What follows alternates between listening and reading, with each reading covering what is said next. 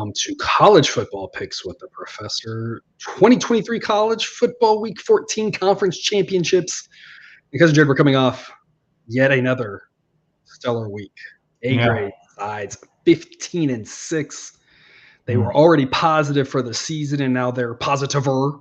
2 and 3 on totals. When you're not picking your minutes, what's going to happen? We still have a 6% on the season, so I mean, I'm not concerned.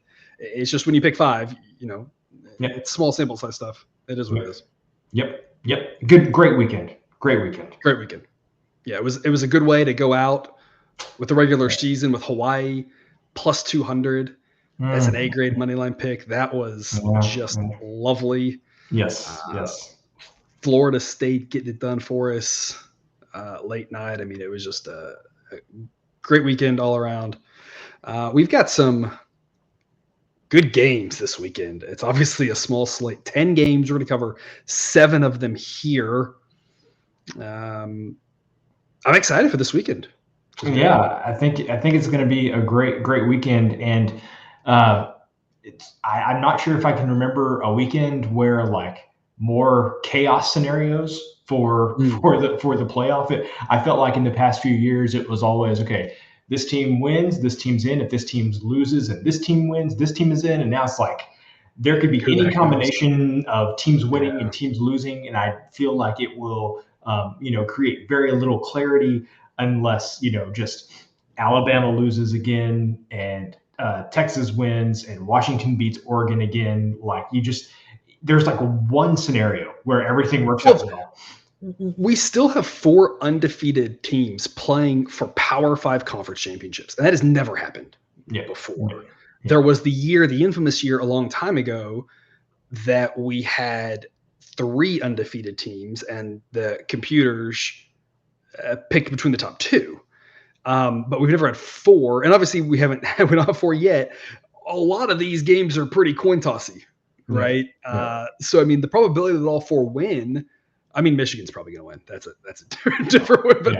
But between Washington and Georgia and Florida State, I mean, any of those teams could lose, and it wouldn't be the craziest thing in the world. But the fact that it's still in play is crazy. We haven't even had that much chaos this year, as evidenced by the fact we still have 4 undefeated teams. I was thinking about it this weekend. Ohio State, with the great win at Notre Dame, losing by 6 on the road to the best team in the country. And I'm sorry about whatever the committee says or whatever. Every analytic system that's worth salt has Michigan number 1. Mm-hmm. Like how you play matters. Mm-hmm. And Michigan's the best team in the country, at least as of right now. And that doesn't mean that they're going to win the championship. It just means they're the best team. Mm-hmm. And Ohio State having 1 loss on the road by 6 to them with a great win at Notre Dame. In any other year, they're like 90% likely to make the playoff. Like they're probably in. Yeah. And this year, it's hard to find a scenario where they're in it. They need the maximal chaos. They need Texas to lose for sure and Florida State to luse for sure. And then the right set of other things to kind of happen to get them in, which is just crazy because they've had a good season. And they're still a top 5. They're one of the 5 best teams. But again, we're not looking at the 5 best teams to get the playoff. We're looking at the resume, right? And that's a slightly different thing. My rankings are about who's healthy today and how good you are today, which is very different from who deserves to be based off the resume. Yeah. Florida State, obviously, you're probably not one of the 4 best teams right now with their star quarterback being out. Of course, that's a huge deal, but resume-wise, if they win, they should be in full stop, and there's like any argument to the contrary is ridiculous. So again, but those are 2 different things here. But yeah, a great slate, a lot of potential chaos. And we'll start off right into that chaos on Friday night with Oregon and Washington. First, though, as a reminder, if you're not with us yet over on Dub Club, I'm throwing the same promo code here as we do on college basketball. The promo code CBB2023 will get you your first month for $9.99. That promo code is good through the end of the month. 2 really good teams. Model thinks Oregon's the better team. I believe they are favored. I'll have to confirm that, but Model likes Oregon better than Washington. Here's the thing, though, is that the model thinks that the pace of this game isn't going to be quite as frenetic as the first game was. And when you think about rematches in the title games, the rematches tend to end up where the opposite of whatever succeeded the first time succeeds the second time. Because you got a lot of film on exactly what not to do, right? Yeah. And these offenses do. The defenses do at this point exactly what to do. I'm leaning more towards a defensive game here. We're going to go under 67.5. Cousin Jared, the model projects 57.6. And I feel like a lot of picks in this show are kind of contrarian picks. And I think it's because you're going to have a lot of people putting a lot of money on what seems obvious. But if everybody's doing that, that's going to open up value for us on the other side. There should be a lot of points in this game, but a lot of points can still be 60 or 63 or 62. Getting to 70 is going to be a tough task, especially with what's at stake for both of these teams. I feel like it's going to be a little bit more measured than that first game was. What are your thoughts? Yeah, I completely agree with that. And specifically, like if you look at the matchup of Washington's offense versus Oregon's defense, Washington, I like they've been winning. So like, and I'm not taking that away from them at all. But you look at how they were just dismantling teams earlier in the season, and as the season has gone along, it's kind of been, I think you may have mentioned it last week, TCU-ish, where it's they find just enough each week to win, whether it's offensively, defensively, they kind of do whatever they need to do to win. But this Oregon defense isn't anything to shake a stick at. I mean, they are pretty good, and if Washington is completely capable of turning it up and scoring a lot of points, but if Washington plays anything like they have this past month or so, I mainly since that last Oregon game. I think that Washington's going to have a tougher road than they did in the first matchup of this one. The thing that would concern me if I'm taking the under here, which we are, is both of these coaches, the ability or their what's the word I'm looking for? They are usually going to make the choice that statistically gets them the most points. They are going to optimize the score of the game, and there were a lot of points in the last game. And every call, at least that Oregon made, that was optimal for scoring points did not go their way. Literally, if any one of those things would have probably gone their way in that first matchup, they probably would have won. That is what gives me pause, and I think that's probably why this number is so high, is because you feel like Lanning's going to go for it almost every time that it makes sense. You feel like DeBoer is going to do the exact same thing. Hell, Oregon may go for two for reasons unknown, like in the first quarter. You just never know. And so I think that is also contributing to this. And I'm not going to lie, there will probably be a moment or two in this game where you're like, get a little uncomfortable with the under 67. But again, I feel like that's why we've had success this season, is because we are willing to kind of zig when other people zag. And yes, this game could be high scoring, but there's also a lot of ways this game could go under a big number like 67.5. Yeah, this is one where it's not going to take but a 10-minute stretch where there's just like one field goal. And it's going to make it real tough to get to 70. You talk about, there's a lot of things I want to react to. If what you said there was a great points by you there, but you talk about the analytics and being smart and go forward, and it can create situations with more points. Absolutely. If you're talking about going for it around midfield, then that is going to lead to more points one way or the other, because the highest expectation of points is now one team or the other has the ball in midfield versus punting and someone has the ball thrown 10, which does not have a lot of expected points. But it could manifest itself. We don't know. Last time it worked out that way, but it could manifest itself kind of how it worked a little bit last game, where you're going for it at the 2-yard line, and if you get stuck, then you get nothing. And now and the reason you go for it there is, of course, because then if you get a stop, you get great field position or whatever, but then the other team could get 2 first downs and then punt, so it could manifest itself in a different way. We just don't really know. It gets scary. I think it gets scarier because every midfield, you get to midfield 4th down, you're like, just please punt. This is perfect. Punt penalty, but they won't do that, unfortunately. But here's the thing is, both these coaches have been doing that all season, and they absolutely have played in some higher scoring games.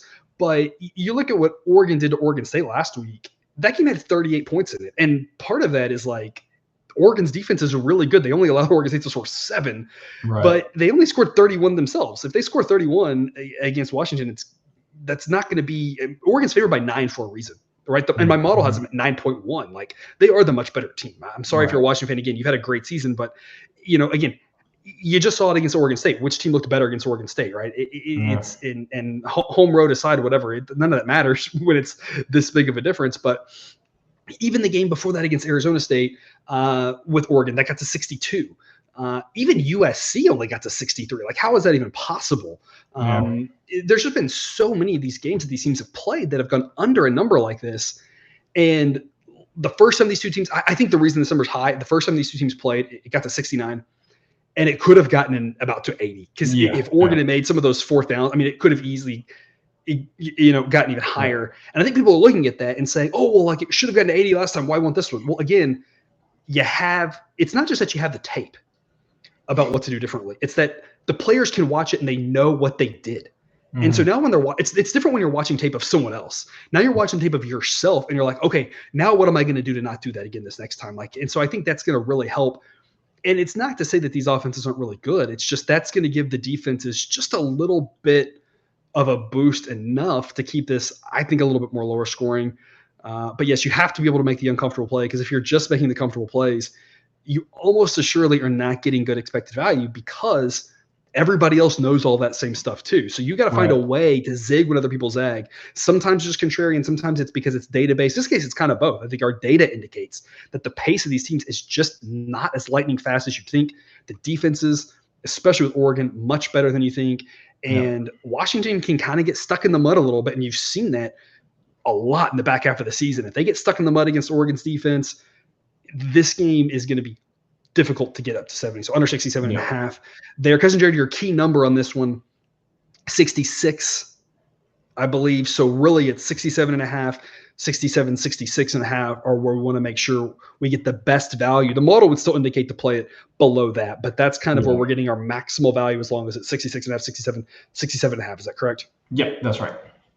All righty. Moving on to Saturday, Oklahoma State versus Texas, a game that almost didn't happen. We almost got a rematch of Red River, and my goodness, the Big 12 is as thrilled as literally anybody, probably more thrilled than Oklahoma State is that didn't happen. I mean, I'm sitting there thinking, like, is the commissioner just going to skip out on this game and just not even go? Because, like, that's just miserable if it's the two teams leaving playing for conference. Thankfully for them, Oklahoma State survived that wild game that BYU, I mean, they just pulled out all the stops. Props to them for that. They had two great chances BYU did against Oklahoma State, and the week before against Oklahoma, couldn't quite get it done. Texas has a great defense. Their offense is what's been more impressive as of late. Their offense is really clicky. We've known the defense is good. Oklahoma State's offense is on fire as well for the most part. Not every single week, because they're kind of erratic. Oklahoma State's not a great team. There's a reason the spread is 14. Texas is the big favorite. That doesn't mean they'll win. Again, who knows the sports, but Oklahoma State can be a little bit erratic, but the defense, look at that defense. Oklahoma State's defense, number 104 in the country, according to Sideline. It's just, you saw it against BYU last week, starting Retzlaff. That's not a great defense, the way they allowed him to get up into the field. But the pace that Oklahoma State's playing with, it's almost like Gundy's gone back to old school Gundy right here. We're doing a throwback Oklahoma State team. Offense better than the defense, fast pace. We're projecting 60.4 points, so we're going to go over 54.5. Key number here, 55. So this is a run, don't walk. Lock this in at 54. We want the winner at 55, because Jared, the model thinks the key numbers you should be worried about are 58, 59, 61, 62, whatever it is up there. What are your thoughts? I mean, who would have thought that Texas's offense would somehow get better after Brooks got hurt? Because he'd been playing so well this season. So I was a little surprised by that. The thing is that Oklahoma State is not the team that is going to, in my opinion, stop Texas's offense from continuing that role, because this Oklahoma State defense is questionable at best. But yeah, the Oklahoma State offense has looked great. So I think there's a lot of ways that this can win. If somehow Oklahoma State keeps it close, I think it has to be in a high-scoring game. I mean, again, look at where their defense is rated. That's the way they're going to have to stay in this, is they're going to have to try to get into a shootout. But the thing is that, Texas could win this game, like, I don't know, 45-10 45 to 17, something like that. And so I just think there's a lot of ways that it could go over this number on both sides. I cannot wait for all of the awkward box shots with Brett Yormark at this game. And, if and when things are going very well for Texas, how dejected Yormark looks at some point. Or if we get Yormark just visibly cheering on Oklahoma State. Because that is also on just shows up just in Oklahoma State gear. Just why not? Yeah, and so I think there's the potential for a lot of awkward scenes in the crowd for this game. Let's talk about Oklahoma State for a second. I want to go through game by game. I'm not going to read the scores, but I want to go game by game real quick. Central Arkansas is FCS. That doesn't count. Arizona State has no offense and hasn't all season. Even from the start, they had quarterback issue. That doesn't count.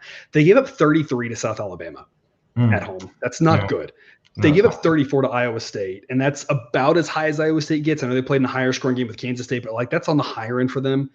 They only give up 21 to Kansas State, and that was probably their best defensive output of the year. They gave up 32 to Kansas. They gave up 34 to West Virginia. Cincinnati was terrible. They don't count. Oklahoma, that was the other one, the weird one. They only gave up 24. So they've had two great performances for sure, Kansas State and Oklahoma. Then they give up 45 to UCF. They gave up 30 to a bad Houston team who just fired their coach. Yeah. And, of course, they gave up way too many points to BYU. That's just not a good defense that gives up a lot of points. And you have to assume Texas is going to get at least 30, probably closer to 40. So to me, this could go under. Absolutely weird things can happen. You could end up with fourth down stops and missed field goals and red zone turnovers. Red zone turnovers are the death of any over, it seems like. Yeah. But in general, you have to assume that Texas is going to get, most of this themselves. And then maybe Oklahoma State, can keep it close and it turns into a shootout and there's 70, 80 points. It is just a wild, old school, one last time type game. Or maybe they kind of run away with it, but we still got a great shot to get to 55 here. We always talk about the value of numbers. This is one where just want to be careful what number we're playing it at, because in that blowout scenario, we're going to be sweating this one out, which is fine. We know that every bet can lose. There's no locks in gambling. So we know that is a scenario that is on the table. If it's a shootout, great. We've got it covered. If not, we still got a chance to win, but we will be wanting every point and half point we can find. So the 54.5, pretty key there. Also in the early slot will be some MACtion, Miami of Ohio and Toledo. Cousin Jared, this has been, I feel like we've talked a lot of MACtion this year. We've loved this Miami of Ohio team. We've loved them last year. The model likes Toledo and thinks they're pretty good as well. This should be a fantastic game. We've got Toledo at number 21 in the country. That seems fair. They're somewhere probably in that ballpark, in the maybe a little bit lower, but I mean they're very good. They're not at the top. Of that, but I mean, they're a very good team. Miami of Ohio, I think, quietly at 41. People don't realize that the defense is so strong for this Miami of Ohio team. Their offense lags, and that's where, they fall back a little bit. But the model thinks that Miami of Ohio can win this 1 out of 3 times. So, Cousin Jared, you talked me into playing the money line here at plus 260. It just ekes into A grade value. You can also take the points if you're taking 8.5. You're talking right around low B grade value there. As long as it's 7 and a hook. If it gets to 10, that's a little bit more exciting. You talked about this. You're splitting your bet personally. Yep. We don't have the capabilities to do that in the coding that I have for displaying results, because part of the biggest thing about this is transparency, and I just don't have it set up to do that. So we don't have it set up to take both, but I am with you. I do advocate splitting your bet here, putting a tiny bit on the money line, a little bit taking the points. This should be a defensive-oriented game. People don't realize that Toledo's defense is better than their offense. Low-scoring game, you want points, you want big plus odds because you don't know what's going to happen, because every score matters a lot. Defensive score could really swing it. Could be some wild action here at noon on Saturday. What are your thoughts? So, okay, first of all, I want to address the total on this game, because I like the total here as well. So the people on Dub Club will be able to see what that projection is. The thing is we have just been I mean, you showed it when we started the show. I mean, our results on money line picks have just been unbelievable the back half of the season. And so for me, even though I may feel like I like both plays just as much, it's just I've got the statistics to back up that what we've been doing with the money line plays have been working out really, really well for us. We talked about it a little bit on the college basketball show. Also like having incentives aligned when it comes down to the end of the game, so we don't have to worry about any funny business. We want, the team that we want to win, they want to win too. And so, we like that. Man, I don't know if I'm making, obviously like Sideline thinks that there's value here too. So like, it's not just me saying this, but I don't know if this is with my head or with my heart that I'm making this pick, just because this Miami, Ohio team has been so good to us for the past 2 years. What I will say about Toledo is this is probably, I feel like a lot of the Toledo teams in the past few years had the potential to do this. I feel like this is the first Toledo team that hasn't like really stubbed their toe multiple times at points during the season, because they seemingly always have the most talent in the MAC, but they'll always lose that random Tuesday night game on the road against Central Michigan or something like that. And somebody gets hurt in November and it like derails the last 3 games of their season. Finn is questionable like the entire back half of the season and plays half the games and doesn't play half the games. Right. And so, there's always a lot of that going on. That hasn't been the case with Toledo this year. This is the most consistent that they have been. And so usually in this scenario, I'd be like, I absolutely love Miami, Ohio. Who knows what you're going to get from Toledo? They always seem to have a couple of disappointments a year, and we haven't got that yet. But I still love Miami, Ohio here. I mean, that defense, number 21, and the offense is at a disadvantage relative to Toledo, but that defense is just so good that I think they can keep them in the game. And like you said, if we win, if this play wins 34% of the time, like Sideline says, this is a positive expected value play, and that is all that we are looking for. And so, I would also say that every time that I feel like I have laid large odds, like if you wanted to back Toledo in this game, I feel like that's never worked out for me this season on the money line. If you're going to lay like minus 300 or something like that. So I definitely feel like Miami, Ohio is the right side from my experience this year. I feel like it's the right side that, from what Sideline is saying. For me, if you're going to make a play on this game, I think it's Miami, Ohio or pass if you're playing a side. But man, plus 260 is just too good for me to pass up with this Miami, Ohio team that I just love. I just love Miami, Ohio. You mentioned the favorites in the last 2 weeks on Study Hall for our people over on Dub Club, where we talk about every single game. I've pointed out with Notre Dame, like, hey, they're a team that just like they take care of business and they beat the crap out of those bad teams. Mm-hmm. And I advocated laying the points with them both times, and that worked out. We've long talked about Penn State being a team that, other than that one game this year, laying big odds has covered every single time. They struggle obviously with Michigan and Ohio State, but they can beat right. the other teams, right? Other than those two teams, I'm pretty sure favorites are like over on the season. I don't think a single one's ever won or covered. And I know that's wrong. That's what it feels like that. And I know that some have, but it's like it just has not gone well anytime you're thinking about backing favorites. And obviously some favorites have won. That's just, that's whatever you want to call bias, perception bias. I don't know what sort of bias it is. I should know that probably, but I'm not a teacher anymore, so I don't have to know that. But I think you make a great point here that this could be a tight game. Anything can happen. These odds are just too good to pass up. If you want to split your bet, that makes a lot of sense as well. And the last thing I'll point out is that last week, even on the money line, we only had a C grade pick on Miami of Ohio. The model wasn't like overly thrilled to back them, but the model's been very high on Toledo, and I color code the edges. I run everything in R, and then I bring things into Excel to kind of visualize and to get it ready to present to everybody. And part of that visualization process for me is I've color coded on the edges that the math indicates, and we're constantly with the deepest shading for those edges on Toledo. The model has loved Toledo relative to the market. So I think it's fascinating that in a season that has been the last several weeks, we have loved Toledo for the most part. that lo and behold, these two teams are playing each other, and the model doesn't love Toledo, thinks that the market's giving them too much respect. Yeah. Obviously, the loss of Gabbert has hurt Miami of Ohio's offense. Yeah. They were looking great before that, but they've still been okay since then, and that okay should be just enough to hang in, especially given the strength of the Miami of Ohio defense, which takes us to Boise State and UNLV. San Jose State, we had them as a plus odds money line dog, A grade play last week. They come through, get the job done for us, and lo and behold, they don't get to play in the conference championship game because a bunch of nerds with computers didn't like them. Now, to be fair, they aren't using the smartest and best analytical systems, right? Because I would have put San Jose State in. If you're a San Jose State fan, if you're not, then I wouldn't have. Maybe we'll go with that. In terms of who's playing well right now, obviously we've been really high on UNLV as of late. We've loved the way San Jose State's played. We've talked about this the last month a lot, how good they played.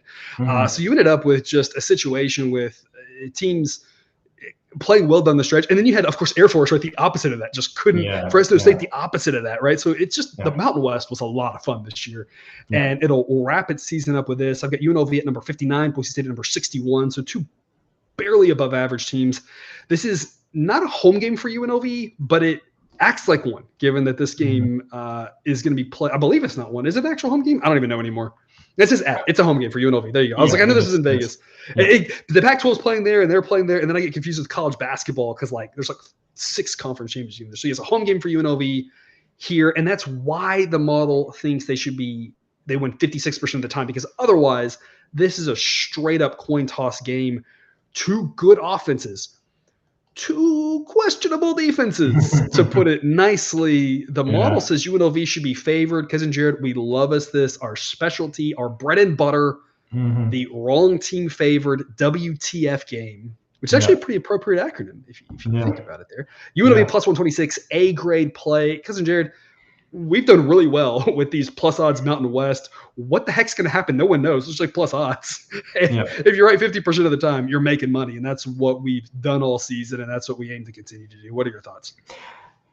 I mean, I mentioned it a couple of weeks ago. If UNLV dispatched of Wyoming easily after everything they had done this season, I was going to love me some UNLV. And I still have a lot of respect for them. The San Jose State thing last week, I'm not fazed by that, because we talked about San Jose State had been a hot team at the right time. Cordero, probably the best quarterback in with a man at quarterback, like the age of Tom Brady. Yes. Maybe a little younger. Slightly, but not too far, not too much younger. He had been the best quarterback in the Mountain West over the course of the entire season, and so it was on the road. UNLV, they hadn't clinched a spot in the championship game, but apparently these computer rankings were a known thing going into the week, and UNLV was far and away ahead of everybody else. So I mean, they didn't have a spot for sure locked up, but it would have taken a lot for them not to get it. I'm not concerned about that game. I do want to talk about Boise for a second, though, and this is the most Boise thing of all time, that they fire their coach and somehow still make the conference championship game. And I can see the stories writing themselves if they were to win this game. But the thing is they fired their coach for a reason. This Boise State team, and specifically the defense, is not what you would expect from a normal Boise State team. And from what he did last year with that defense as a defensive guru, this was shocking. This was absolutely shocking. It was very shocking. And so until, I can't remember what week in the season it was, but until a long point in the season, UNLV had scored more points on Michigan than just about anybody else had. And so this UNLV offense is no joke. And so I ultimately, I think at the end of the day, this UNLV offense is going to be too much. I never want to say that you're going to have a rowdy crowd at a UNLV game, but if there is a game, I think it'll be rowdy. For the fans to show up, I think it's going to be this one. And so I like UNLV. I like what I've seen from them all season. They have passed every single test that has been put in front of them, in my opinion. And that is absolutely not something you can say for Boise State. It's almost the exact opposite. It's like every time they have been tested, they have failed to pass the test or just barely eked by the test. So I think worst case, in my opinion, worst case, you should say this could be a pick 'em. And so why the heck are we getting plus 126? I have no idea, but love me some UNLV here.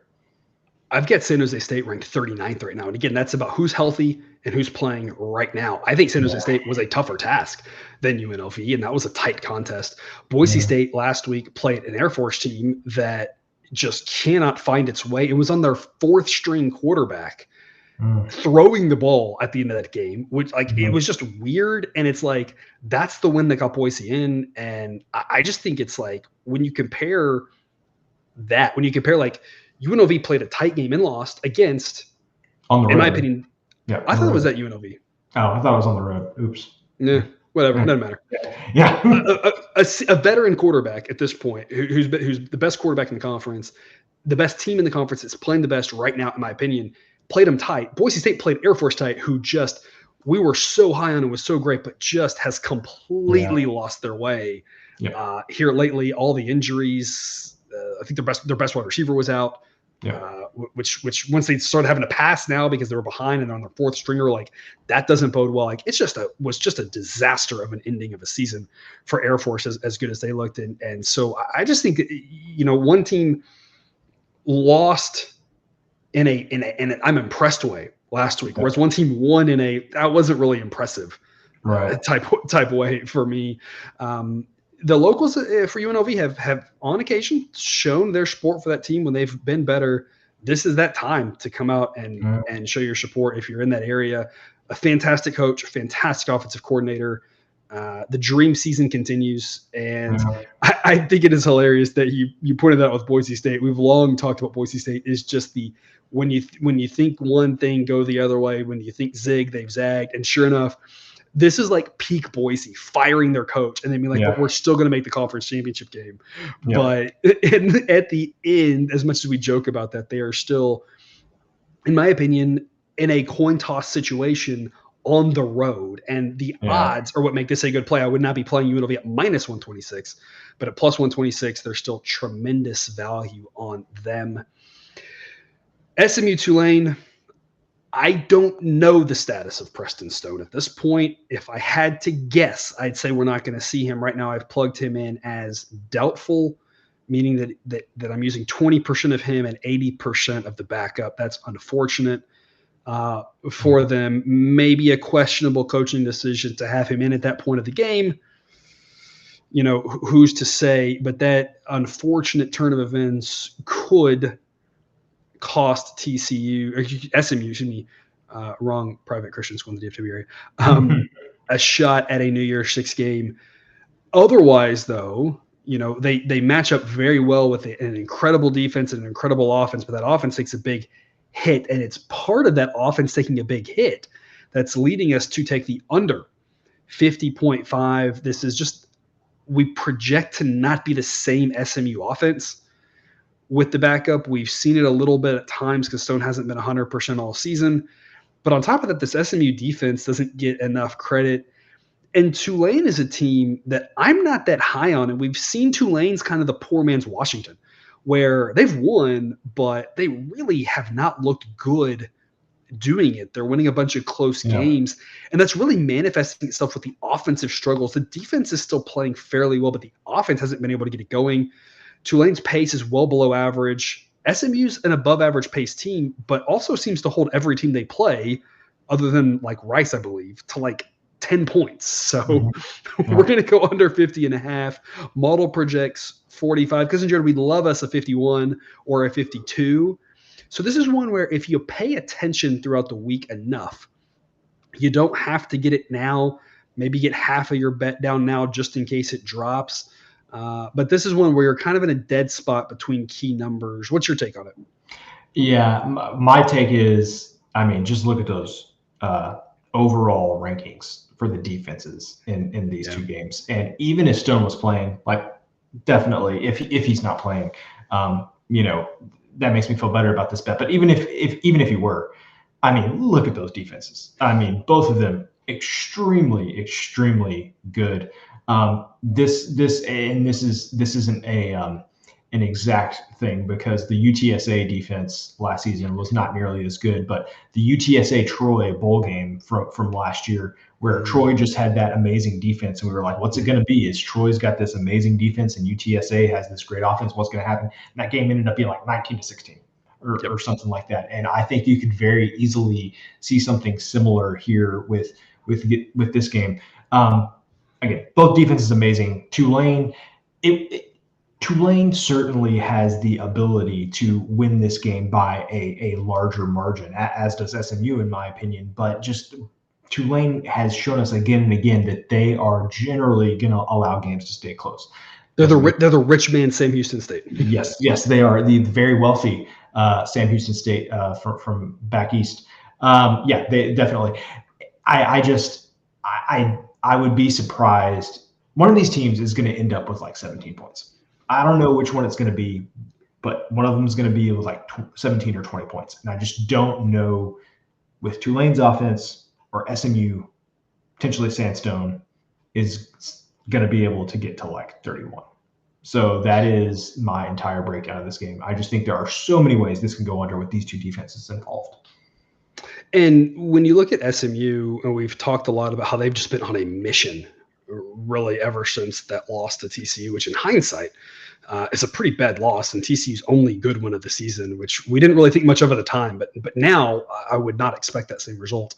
Not that I think TCU's any worse. I just think SMU's playing a lot better. But when you look at the teams SMU's played and they put up a bunch of points on, put up 55 against Temple. That's Temple. And they put up 69 against Tulsa. That's nice, but it's Tulsa, right? They put up only 36 against Rice, who, again, defensively isn't anywhere near as good as Tulane. They put up 45 against North Texas, who we talked about play better over the course of the season, but better on offense, and they play fast.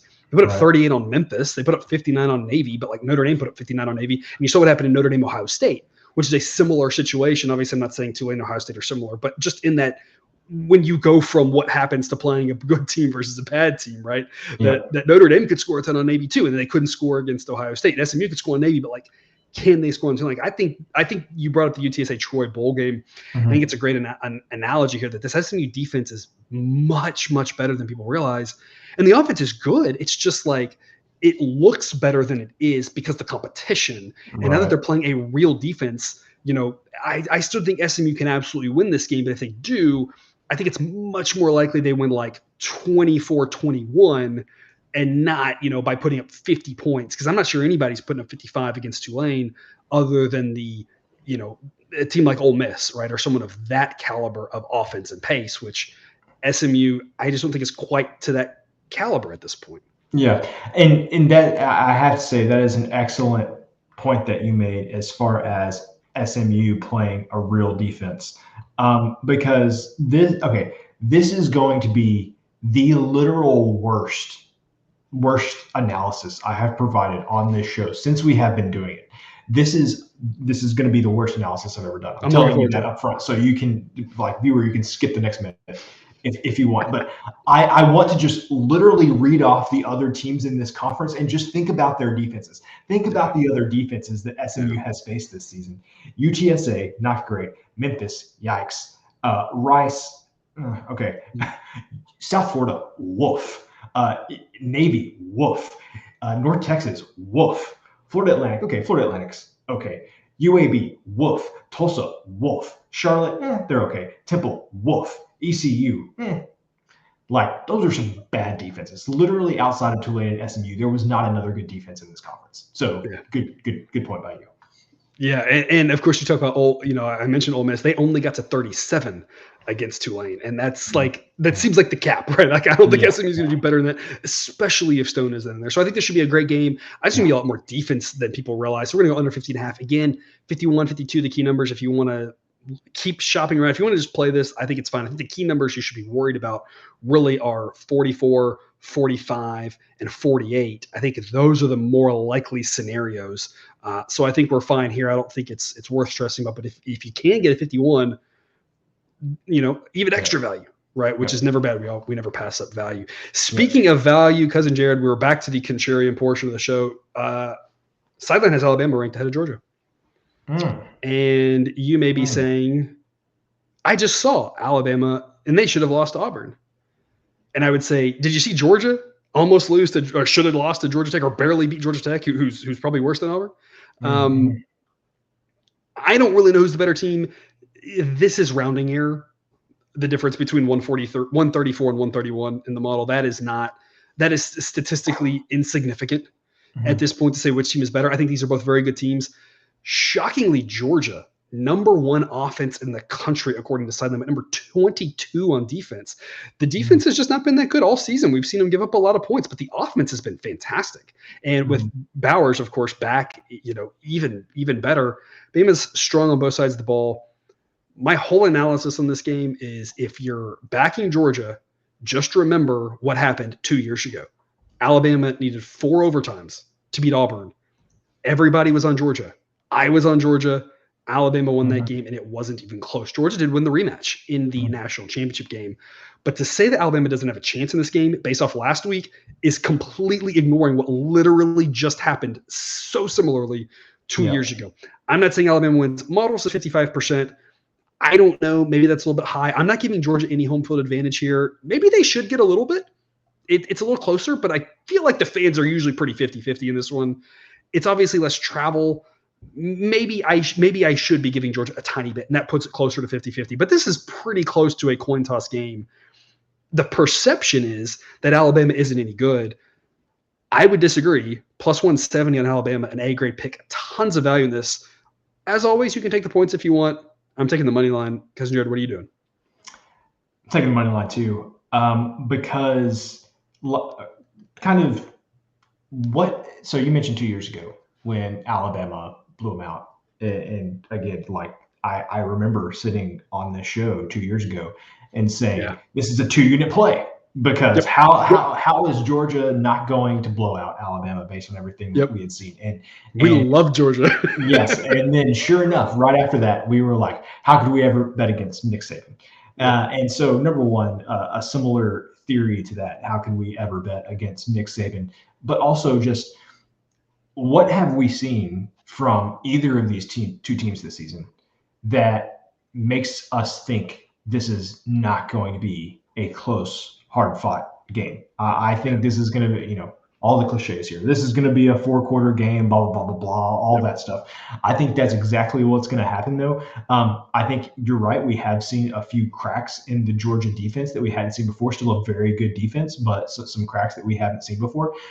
This Alabama offense, not the best in the world, but also Jalen Milroe just makes plays when he has to make plays, and somehow yes, against literally all odds last week. Yes, and so I think he's still going to continue to do that. So this is just, for me, I think this is going to be a close game. So to your point, if you want to take the points, I don't think there's anything wrong with that.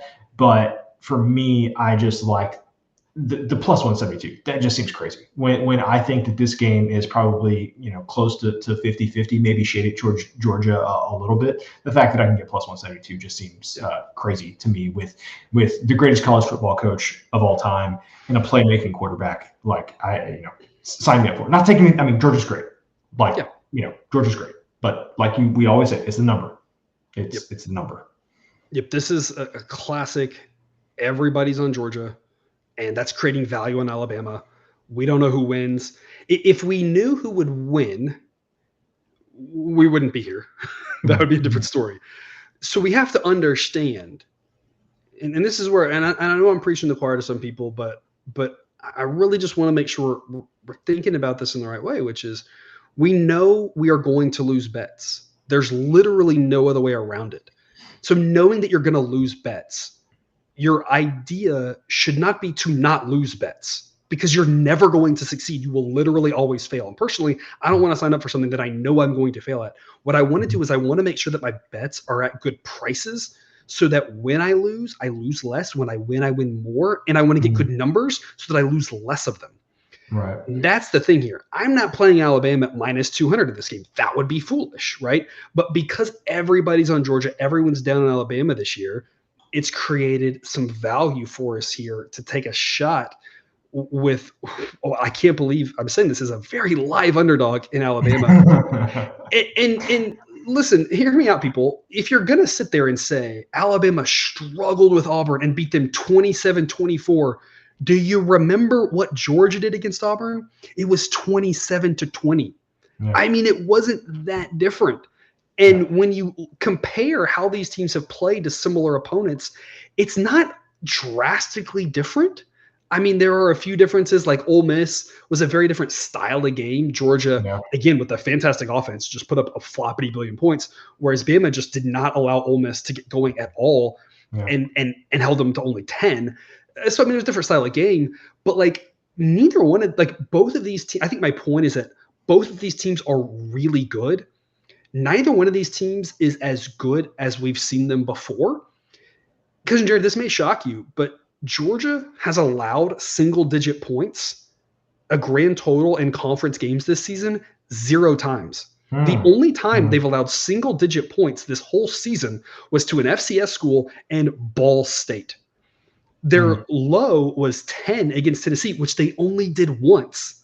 I mean, in conference like that, that's not the Georgia defense we've known right now. Their offense is fantastic, but it's like, it's not the Georgia team from last year that was just like, like, oh my gosh, this offense, oh my gosh, this defense. It's like, oh my gosh, this offense. The defense has some cracks. Bama obviously is a flawed team. Both of them are very, very good, and there's just really no reason why Georgia should be favored by this much. They're favored by this much because everybody's down in Alabama. Georgia hasn't lost in a long time. Georgia might win this game, but this is a great type value pick of Alabama. And I don't mean that in a cliche way. What I mean that literally as we've been taking picks like this all season, and there's no reason to stop, where if we have a wrong team favorite or we think it's close to a coin toss, we can get these sort of odds. It's what builds our bankroll. It's done it all season, and there's no reason to stop. Nightcap. Speaking of hurt quarterbacks, of course, you had the Preston Stone thing, which we don't know about. This one we do know. Jordan Travis will be around. We assume that Rodemaker will be around. He came back in at the end of the game, so we think he's fine. I don't know. That was a brutal hit. Yeah, it was. We assume he's fine. Either way, the best unit on this field by far is Florida State's defense. That defense is so good. Yep. You saw it at the start of the season against LSU. You saw it, and you saw it last week against Florida. They can give up yards, and then they can just clamp it down and stuff you where it matters at the end. And like that ability is very impressive, and that's what's carried them all season. This Louisville team is really good. We've liked backing Louisville all season. We're not actually here to talk about a side, though. We're going to talk about a total going under 51.5. This is 51.5 at 2 of the big 4 books. It's 51 at the other 2. So make sure you shop around and get the winner on 51, but at least lock in 51. The model thinks the key numbers, again, you should be worried about here, 44, 45, 48. But you might as well get the extra value because, like we said, we are going to lose picks. We are going to lose bets. The sooner you accept that, the happier your life is going to be. So let's try to minimize the damage as much as possible and maximize the good things. Why not get a better number? But the model projects 44.8 in this, thinks it's way too high. Because, Jared, we're doing more unders than overs here, especially in conference championship weekend. A lot on the line.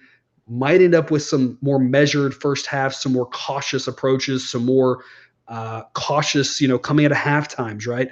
Little things like that can create extra value that the model doesn't even know. But even aside from that, the model thinks that these defenses are so good, and there won't be really any pace in this game to get plays going. I have to assume Florida State plays even slower without Jordan Travis than they did before.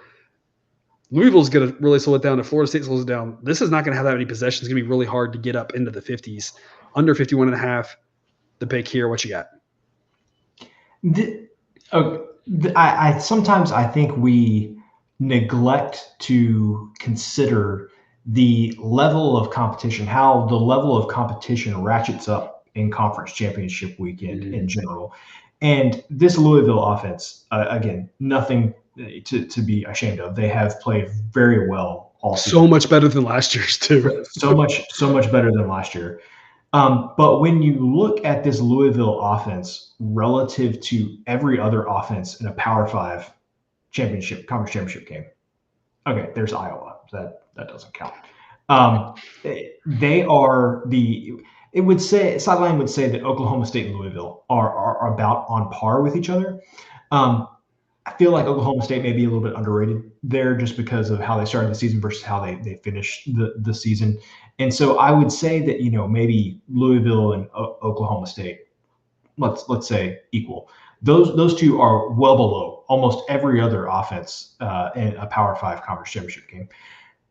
Again, nothing to be ashamed of Louisville, but I think that they are just outclassed going up against that Florida State defense, and I think that's really gonna show itself. I think back to some of the bigger games that Louisville won this season, and they were generally lower scoring games. Like specifically, I'm thinking of that Notre Dame game where they beat Notre Dame. That was a low scoring game. Flip that around. I mean, what did we see from Florida State on offense last week that made us think that this is going to be a super high scoring, get up and down the field affair? I mean, Florida State ran the ball a lot. I would have done the same thing if I were them. I just, would have ran it 3 yards in a cloud of dust. It wouldn't surprise me if they do that again here and say, hey, we're just going to run the ball as well as we can. Defense, we're going to need you to carry us in this game. So I think this is just like mostly to do with Florida State's defense, partially to do with what I saw from Florida State on offense last week, to where I think I can't personally, I can't believe that we're getting 51 here. If you would have told me this was 50 and a half or 49 and a half, I would have said fine. Can't I'd have still said under. Yeah. Me too. I just can't believe that we're getting 51. Yeah. Here. Yeah, I agree.